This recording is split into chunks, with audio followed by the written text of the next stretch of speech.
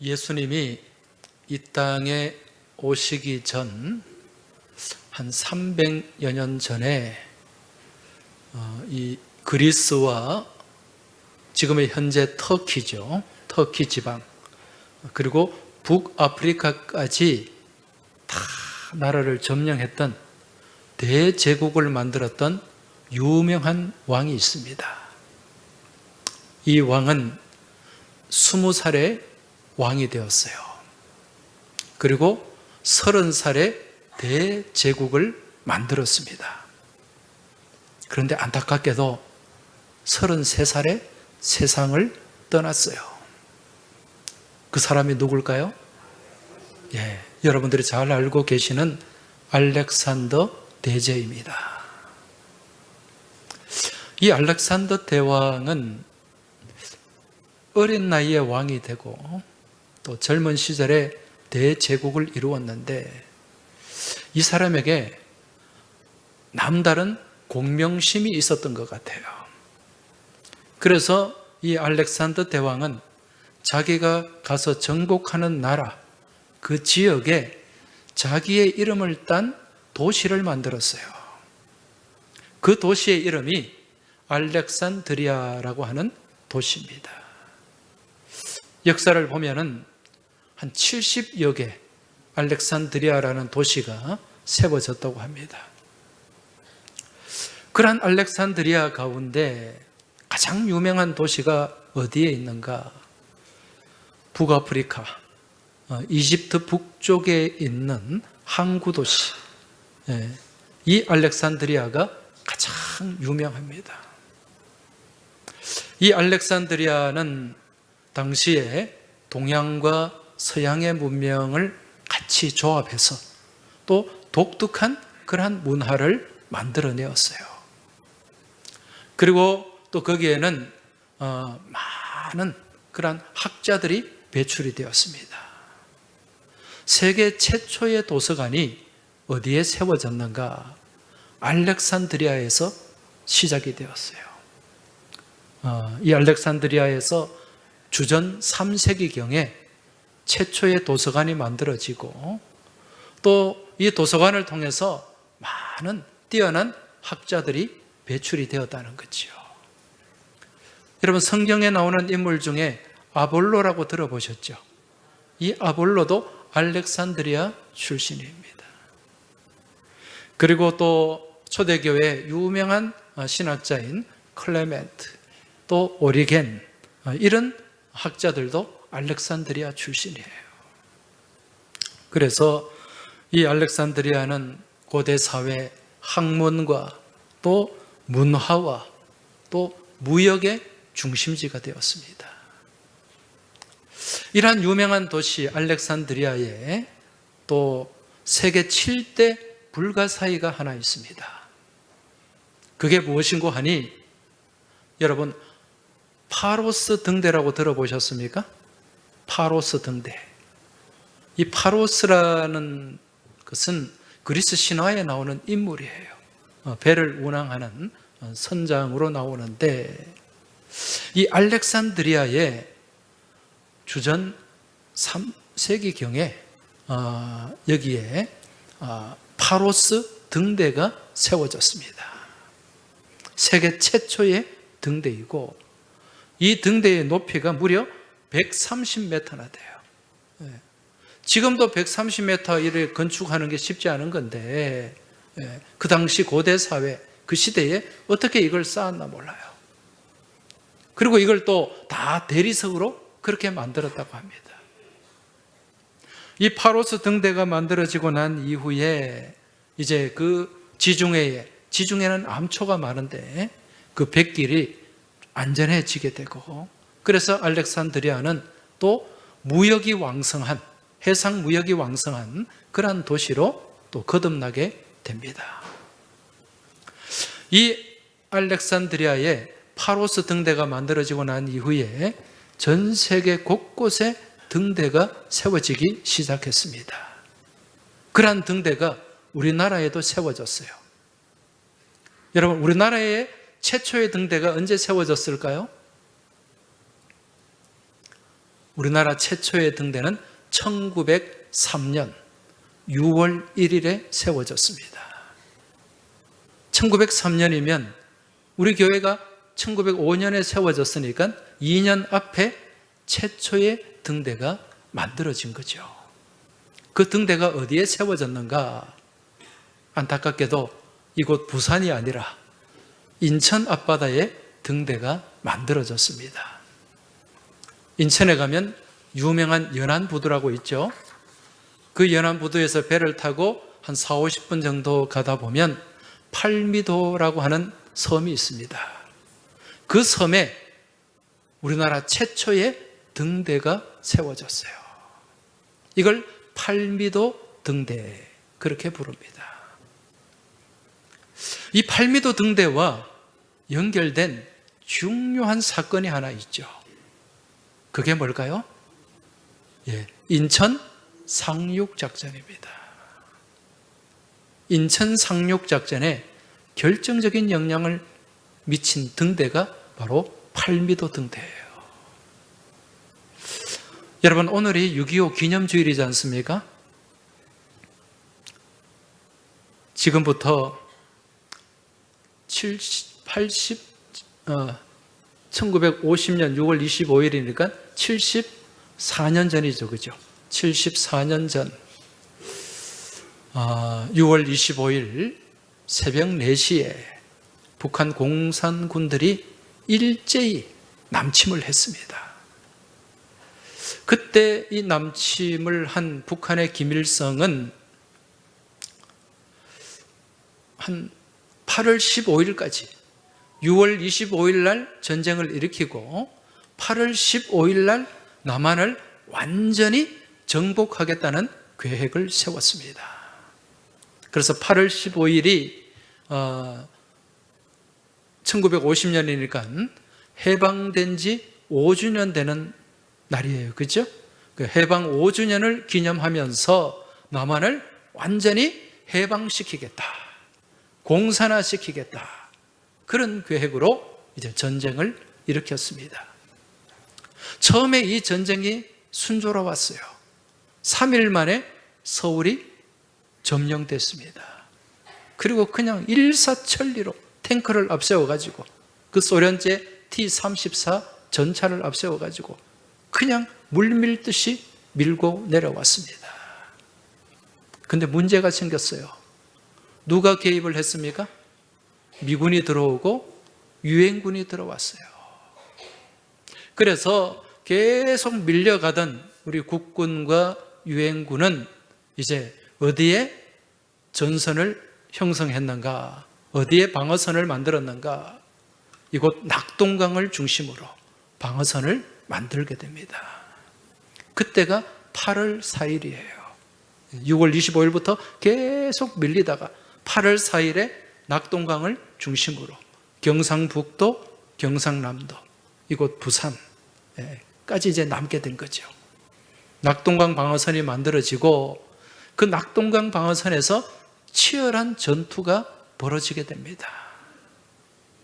우리가 잘 아는 칠곡의 다부동 전투. 얼마나 많은 군인들이 죽었습니까? 그리고 저기 포항에 가면 포항 안강 전투. 거기에 많은 학도병들이 가서 그 중학생, 고등학생들이 그 총이나 쏠 줄 압니까? 거기서 얼마나 희생이 되었는지 모릅니다. 그리고 이쪽 창녕 지역에 창녕 전투. 창녕 전투도 유명하고 또 저기 마산으로 공산군들이 밀고 들어왔어요. 그래서 마산의 진동 전투, 이런 유명한 전투들이 그때 있었던 거예요. 그러면서 한 달 반 정도 계속해서 서로 대치하면서 죽고 죽이는 일들이 계속 이어졌습니다. 여러분, 이때 유엔군 총사령관이 누구였죠? 더글라스 맥아더 장군이었습니다. 이 맥아더 장군이 생각할 때 이게 돌파구가 없어요. 이 방어선을 뚫고 나가야 되는데 방법이 없다는 거죠. 그래서 생각한 게 뭡니까? 상륙작전이에요. 처음에는 이쪽 동해안을 먼저 생각을 했습니다. 왜냐하면 서해안은 뭐가 심합니까? 조수 간만의 차가 심해서 배가 상륙하기가 쉽지가 않아요.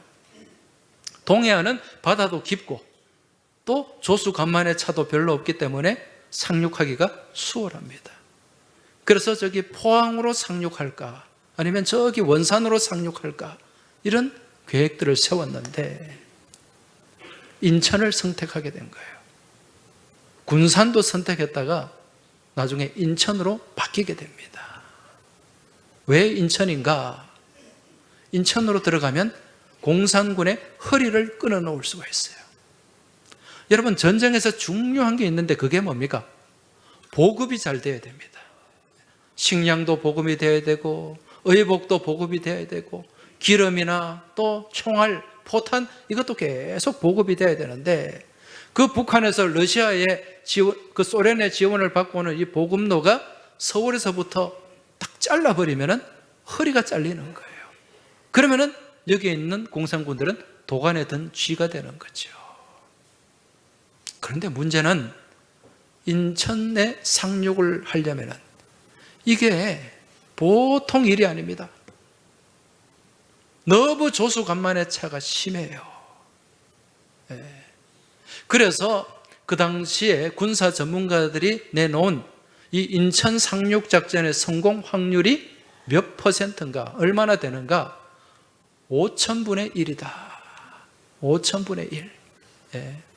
이건 거의 로또 수준이에요. 그런데 참 다행스러운 것은 이 메가더 장군이 무슨 전문가인가? 상륙작전 전문가였어요. 2차 대전 때 많은 전쟁 경험이 있지 않습니까? 작전 경험이 있잖아요. 상륙작전을 50여 번이나 했다고 합니다. 그러니까 많은 경험들이 있으니까 인천 상륙작전을 어떻게 해야 되겠다라는 나름의 그러한 계획이 다 있었던 거예요. 그런데 이 작전에 하나님이 개입하시지 않으면 이건 성공할 수가 없는 그런 작전이었습니다. 그런데 이제 이 작전을 성공하려고 하면은요, 그 인천 앞바다에 이 인민군들이, 북한군들이 많은 기뢰를 심어놨어요. 기뢰라고 들어보셨어요? 예. 휴전선 철책으로 가면 뭐가 많이 심겨져 있습니까? 지뢰가 심겨져 있어요. 그 밟으면 뻥 하고 터집니다. 바다에는요, 배들이 마음대로 못 가도록 기뢰라고 하는 수중폭탄이 있어요. 이걸 공산군들이 거기에 많이 그렇게 심어 놓았던 거예요. 바다에 그렇게. 이걸 이제 알아야지. 무턱대고 그냥 배 몰고 가다가는 뻥 하고 침몰할 수가 있어요. 이 기뢰를 제거하고 또 거기에 등대가 있어야 정확한 항로를 알고 들어갈 수가 있어요. 그런데 문제는 이 등대를 누가 점령하고 있습니까? 북한군이 점령하고 있어요. 혹시라도 여기에 상륙할까 봐 철저하게 그 등대를 지키고 있었다는 거죠. 그런데 이 등대를 확보하고 기뢰가 어디 있는지를 조사하고 바다의 수심을 측량하기 위해서 파견된, 거기에 이제 바다에 투입된 특공부대가 있었어요. 그 특공부대의 이름이 켈로 부대입니다. 켈로 부대. 들어보셨습니까? 예, 이 켈로라고 하는 말은 코리아 리어전 오피스라고 해서 주한 연락 사무소, 그러니까 이제 미군들하고 협력해가지고 그렇게 작전을 하는 특수부대예요. 그런데 이 켈로 부대의 부대원들은 다 어떤 사람들인가? 목숨을 내놓은 사람들이에요. 다 100% 북한에서 내려온 사람들입니다. 북한에서 내려왔는데 어떤 사람들인가? 북한의 인민군들에게 부모가 처형당하고 형제가 죽임당하고 그렇게 공산군이라 그러면은 일을 가는 사람들, 그런 사람들이 이제 그런 사람들로 만들어진 부대가 켈로 부대였어요. 여기에 예수 믿는 사람도 많이 있었다고 합니다. 왜 그럴까요? 북한군들이 이 김일성이 북한을 이제 장악하면서 예수 믿는 사람들을 얼마나 죽였는지 몰라요. 그리고 여성들도 한 20%나 됐다고 합니다. 이 특수부대. 이 켈로 부대가 먼저 인천 앞바다에 기뢰가 어디 있는지 그 밤중에 다 조사를 해가지고 해도를 만들었어요. 어디로 가면 배가 안전한가, 이걸 먼저 만들고, 그리고 바다의 깊이도 다 측량을 한 거예요.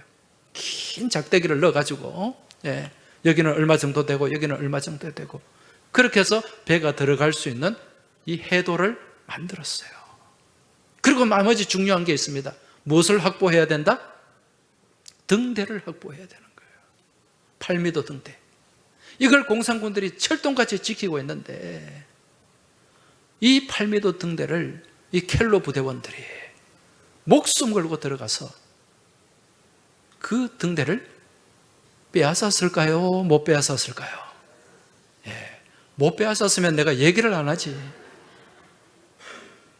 그 등대를 확보를 했어요. 그리고 드디어 인천 상륙작전이 이제 진행되는 1950년 9월 15일 0시 50분 그 8m의 등대가 환하게 비춰집니다. 그리고 메가드 장군이 출동한 거예요. 261척의 군함이 밀고 들어가서 인천 앞바다에 있는 모든 공산군을 물리치고 9월 28일 날 서울을 수복하게 되었습니다. 그리고 이제 계속 북으로 북진을 할 수 있었다는 거죠. 여러분, 이 당시에 8m에 밝혀진 이 작은 등대불, 이 등대불은 공산군의 침략과 압제로 인해서 어둠과 절망 가운데 고통받던 이 나라에 새로운 빛을 던져주는 생명의 사인이 된 줄 믿습니다. 자, 사진을 한번 보실까요? 여러분, 저게 무슨 사진일까요? 뭐 같아요? 저기 영어로 코리아 있으니까 저게 우리나라 남한이에요. 그죠? 언제 찍었을까요? 밤에, 깜깜한 밤에 위성으로 찍은 사진이에요. 깜깜한 밤에 이 한반도를 내려다보니까 위성에서 저런 모양이 나오더라는 거예요. 왜 저럴까요? 지금 남한에는 이 야밤중에 뭐가 밝혀져 있어요? 빛이 밝혀져 있어요. 불이 밝혀져. 근데 저 북한에는 깜깜하잖아요. 깜깜해요. 너무도 극명하게 지금 대조가 되고 있습니다. 여러분, 이게 빛과 어둠의 모습이에요. 오늘 말씀 우리가 읽었는데, 이 말씀과 더불어 요한복음 8장 12절에 보면 이런 말씀이 나옵니다. 예수께서 또 말씀하여 이르시되 나는 세상의 빛이니 나를 따르는 자는 어둠에 다니지 아니하고 생명의 빛을 얻으리라. 할렐루야. 예수님이 세상에 뭐라고 말씀하십니까? 빛이다. 빛으로 오셨다. 그 빛을, 예수님을 따르는 자는 어둠에 다니지 아니한다. 어둠에 지배받지 아니한다. 왜? 생명의 빛을 얻게 되기 때문이라는 것입니다. 우리 예수님은 이 말씀처럼 이 땅 가운데 빛으로 오신 분이에요. 그 빛이 어떤 빛인가? 오늘 말씀해 보니까 무슨 빛이라고 말씀합니까? 참빛, 9절에 참빛이다. 이 참빛이라는 말은 이 성경을 기록한 원문에 보면 헬라어로 포스토 알레디논 이렇게 기록이 되어 있어요. 포스토 알레디논. 이것은 진짜 빛이라는 거예요. 완전한 빛이라는 거예요. 가짜 빛이 아니라는 것입니다. 이러한 참빛이 비춰지는 곳에는 무엇이 물러가게 된다? 어둠이 물러가게 된다. 그런데 반대로 이란 참 빛이 없는 곳에는 무엇이 지배하게 된다? 어둠이 지배하게 된다는 거예요. 여러분, 이 지구상에는 크게 두 가지 체제가 존재합니다. 한 가지는 뭡니까? 자유민주주의 체제가 있고, 또 하나는 공산주의 체제가 있어요. 여러분, 자유민주주의 체제가 무엇입니까? 자유민주주의 체제는 먼저 민주적인 정부 구조를 갖고 있어야 되고, 개인의 권리와 자유가 공식적으로 인정이 돼야 자유민주주의 체제라고 할 수가 있습니다. 그럼 공산주의 체제는 어떠합니까? 우리가 생각할 때 공산주의는 비민주적인 체제다, 그렇게 생각을 합니다. 그죠? 물론 맞는 생각이에요. 비민주적이에요. 그런데 여러분, 공산주의는 민주주의일까요? 민주주의가 아닐까요? 공산주의는 공산국가는 민주주의다, 민주주의가 아니다. 한번 투표해 볼까요? 여러분, 북한이 공식적으로 사용하는 국호가 뭡니까? 조선 민주주의 인민공화국이에요. 북한도 민주주의예요. 우리가 볼 때는 민주주의가 아닌데 자기들은 민주주의를 표방하고 있습니다. 그래서 이걸로 이렇게 구분할 수는 없어요. 이 공산국가와 자유민주주의를 나누는 기준이 무엇인가? 여러분, 그것은 민주주의냐 그렇지 않느냐, 이것이 아니라 그 가운데 하나님이 있느냐 없느냐, 이걸로 나뉘어지게 됩니다. 무슨 얘기인가? 여러분, 공산주의의 기초가 되는 사상이 있어요. 그걸 무슨 사상이라 그럽니까? 유물론 사상이라 그러죠. 유물론이 뭘까요? 유물론은 물질 중심이에요. 물질이 1차적이고 정신과 의식은 2차적인 것이다. 그러니까 뭐가 정신과 의식이 중요해요? 물질이 중요해요? 물질이 중요한 거예요. 이런 물질로서의 세계는 시간적, 공간적으로 영원하다, 무한하다. 이 물질은 무한하다, 영원하다. 그리고 뭐라고 얘기하는가? 신에 의해서 창조된 것이 아니라 그것 자체로 존재한다. 이게 유물론의 핵심이에요. 그러니까 철저하게 물질 중심, 인간 중심이죠. 그렇죠? 이 물질을 신에 의해서 만들어진 것이 아니다. 그러니까 누구를 부인합니까? 하나님을 부인하는 거예요. 하나님의 창조를 부인하는 거예요. 그래서 공산세계, 공산주의에는 하나님이 없는 거예요. 하나님이 있을 수가 없는 거예요. 그래서 공산주의가 들어가는 곳에는 제일 먼저 무엇을 탄압합니까? 기독교를 탄압하는 거예요. 기독교를. 예수 믿는 사람들을 탄압하는 거예요. 왜? 하나님을 부정하기 때문에. 자, 오늘 말씀해 보니까 예수님이 이 땅에 무엇으로 오셨다고 말씀하죠?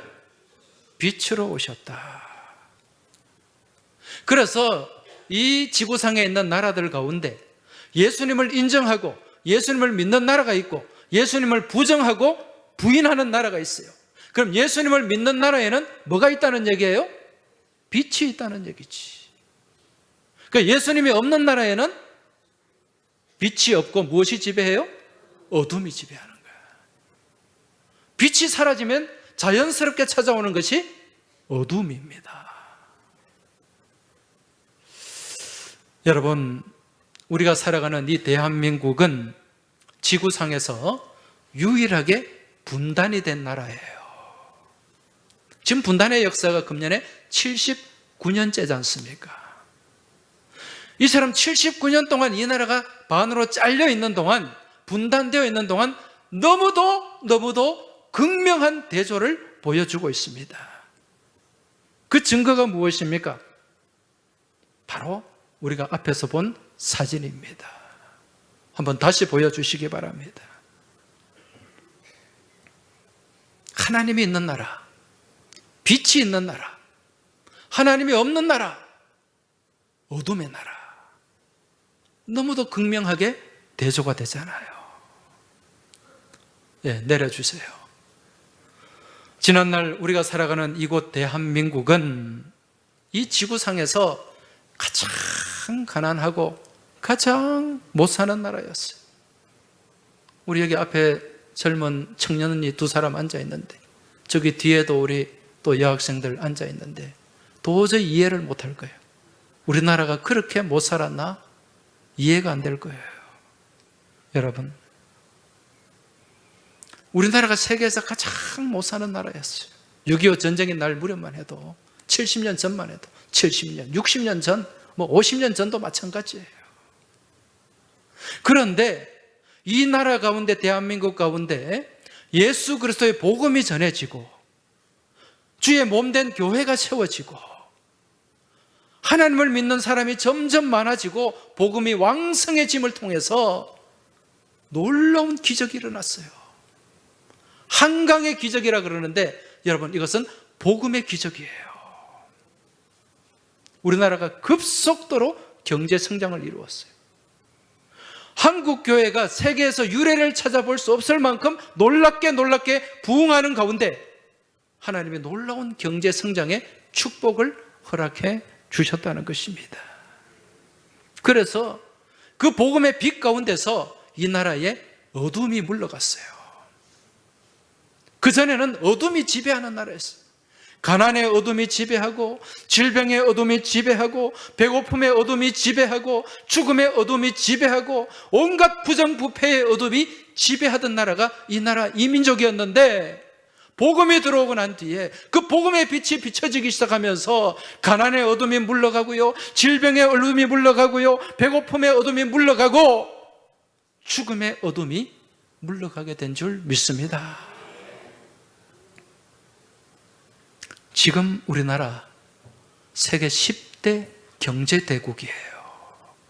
세계 10대 경제대국입니다. 군사력으로는 세계 5등이에요. 5등. 네.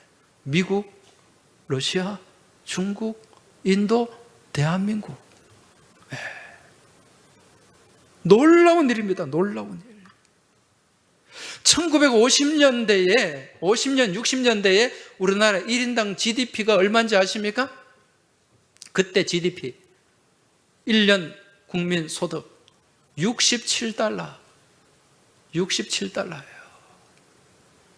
요즘 돈으로 치면 10만 원 됩니까? 네. 그때 우리나라는 북한보다 못 살았어요. 동남아보다 못 살았어요. 그때 필리핀이 우리보다 5배 더 잘 살았습니다. 아프리카보다 우리가 못 살았어요. 지구상에서 가장 못 사는 나라입니다. 그런데 지금은 어떠한가? 금년에 IMF가 추산하는 대한민국의 1인당 GDP 34,600달러. 34,600달러. 여러분, 우리 옆에 섬나라 일본이 있죠? 일본은 얼마일까요? 34,500달러. 할렐루야. 놀래지도 않네. 우리가 일본을 넘어섰다니까요. 실제로 얼마 전에, 한 일주일 전에 신문에 보니까 우리나라 국민 총소득 1인당 GNI는요, 일본을 넘어섰어요. 아무도 안 놀래네? 이건 놀라운 일입니다. 놀라운 일이에요. 일본과 우리나라는 이게 비교가 안 되는 나라였어요. 금년에 보니까 1월달, 2월달, 3월달 총 수출이 우리가 일본을 넘어섰어요. 일본도 수출로 먹고 사는 나라고 우리도 수출로 먹고 사는 나라인데 이런 일이 지금 벌어지고 있다니까요.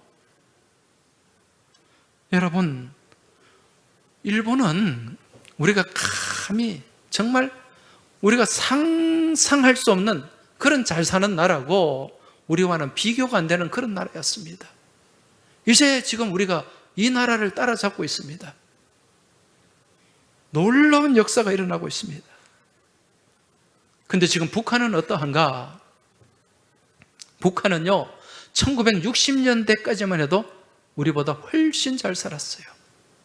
1960년대에 이 북한 1인당 GDP가 세계 60등이었어요. 60위.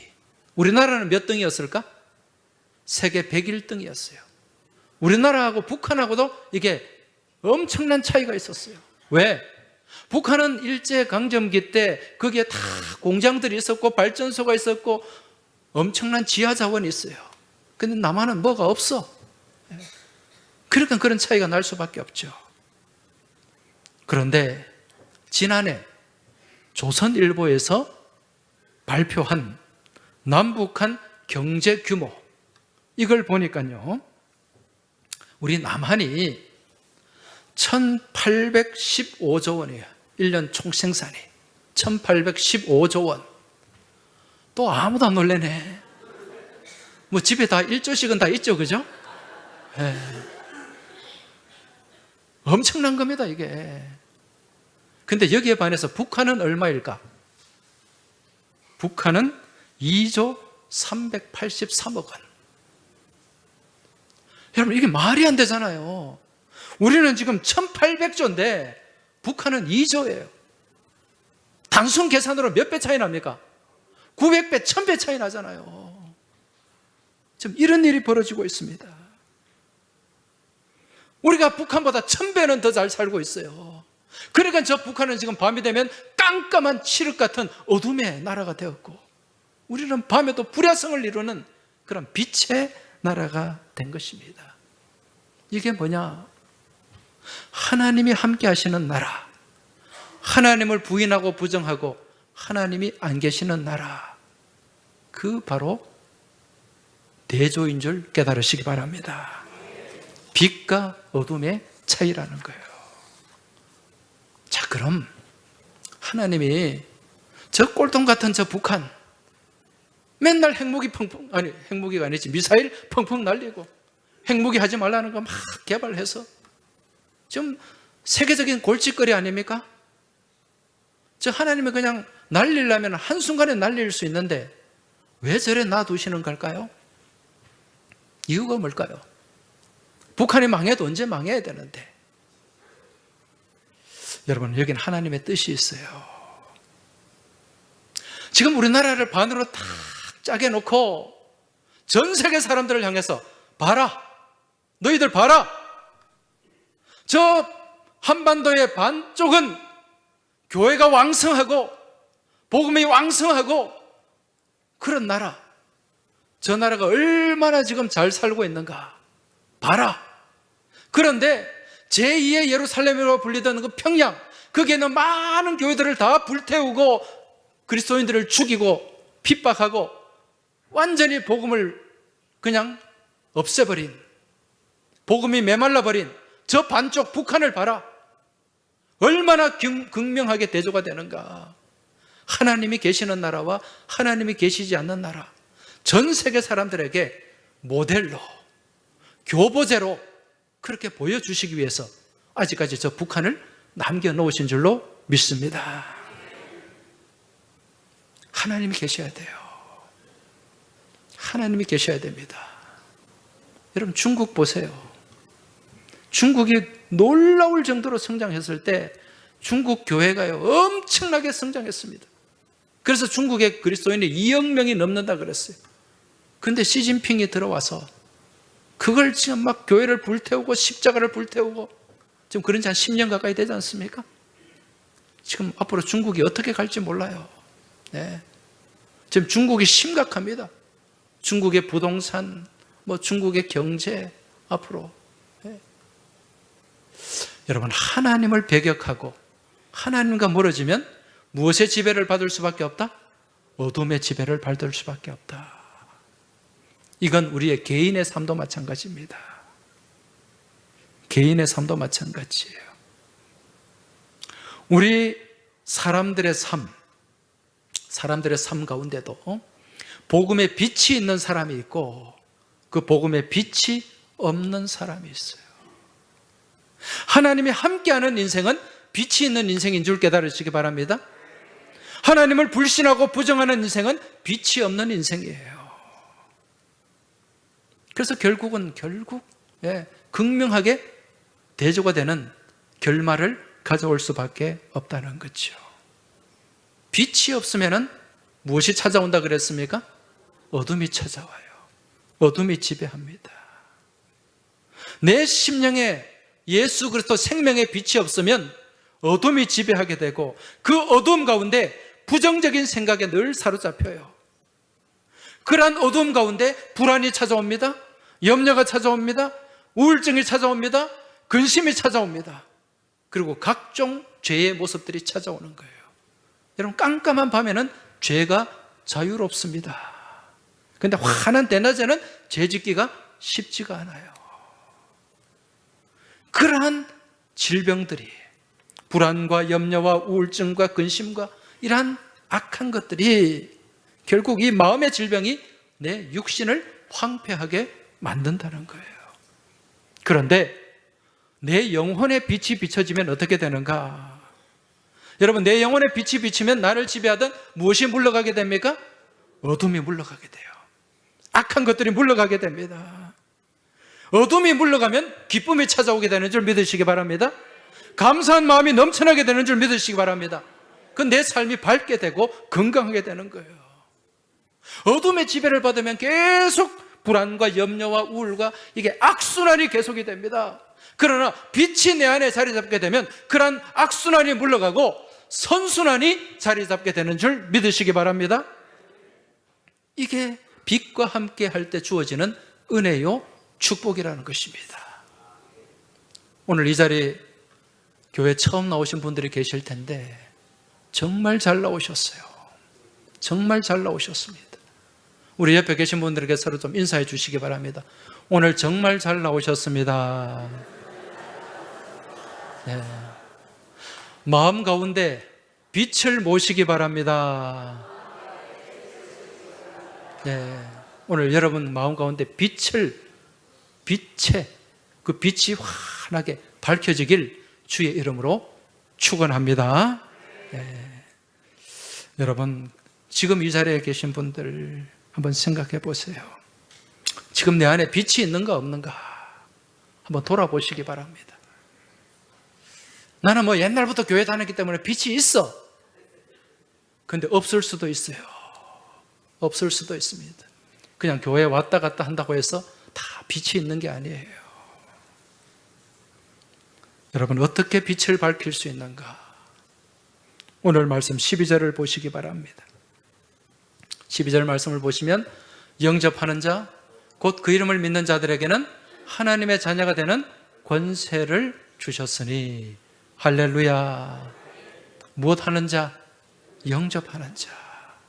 영접한다는 것은 받아들인다는 뜻이거든요.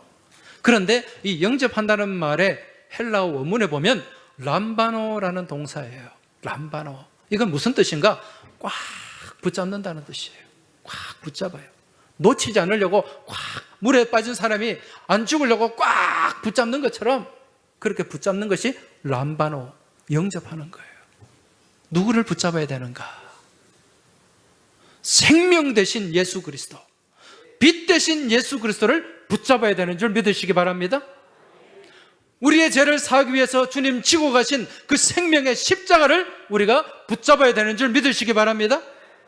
그리고 주의 말씀은 내 발의 등이요 내 길의 빛이라고 말씀하셨습니다. 그 빛된 말씀을 내가 붙잡아야 되는 줄 믿으시기 바랍니다.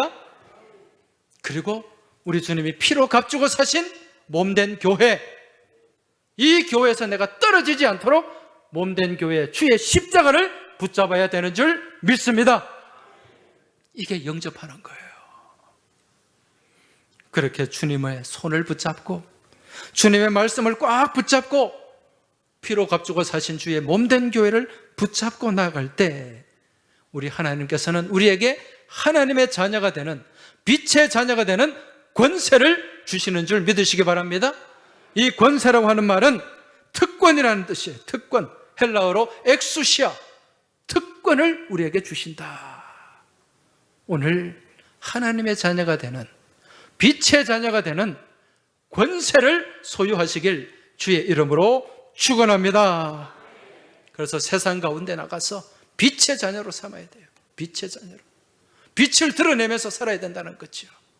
그리고 주님이 내 안에 함께할 때 나를 지배하고자 하는 악한 어둠의 세력은 다 떠나가게 되고, 주님께서 주시는 밝은 빛의 열매, 기쁨과 감사와 은혜와 충만하게 우리 안에 역사하게 될 줄 믿습니다.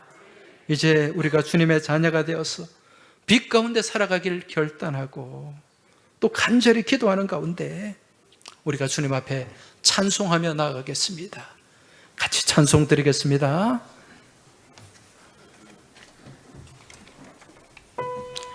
나 같은 죄인 살리신 주 은혜 놀라워, 잃었던 생명 찾았고 광명을 얻었네, 빛을 얻었네. 우리 고백하면서 찬송 드리겠습니다.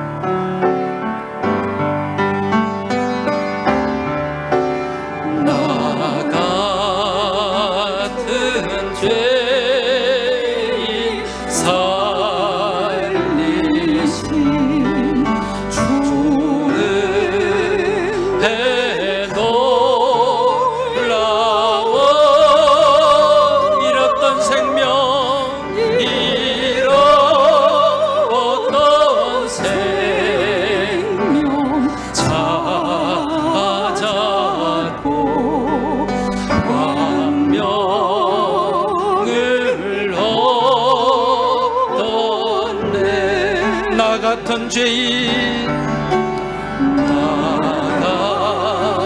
같은 죄인 살리신, 고백하면서 찬송 드리시기 바랍니다. 놀라워,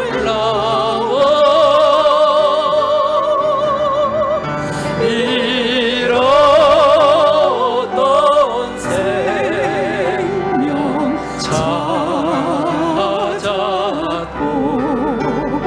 광명을 얻었네. 큰 죄악에서, 큰 죄악에서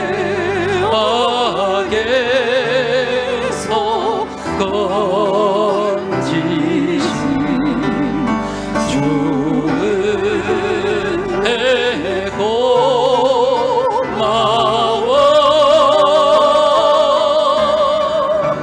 나 처음 믿은 그 시간 귀하고 귀하다. 우리 가슴에 손을 얹고 이제껏 내가 산 것도, 이제껏 내가 산 것도 주님의 은혜라. 또 나를 장차 못 향해 인도해 주시리. 거기서 우리 영원히, 거기서 우리 영원히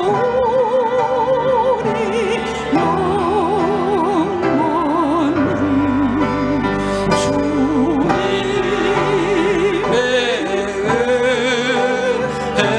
은혜로 해처럼 밝게 살면서, 해처럼 밝게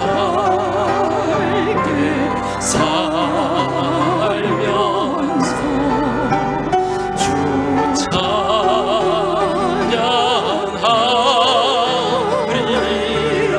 해처럼 밝게 살면서, 해처럼 밝게 살면서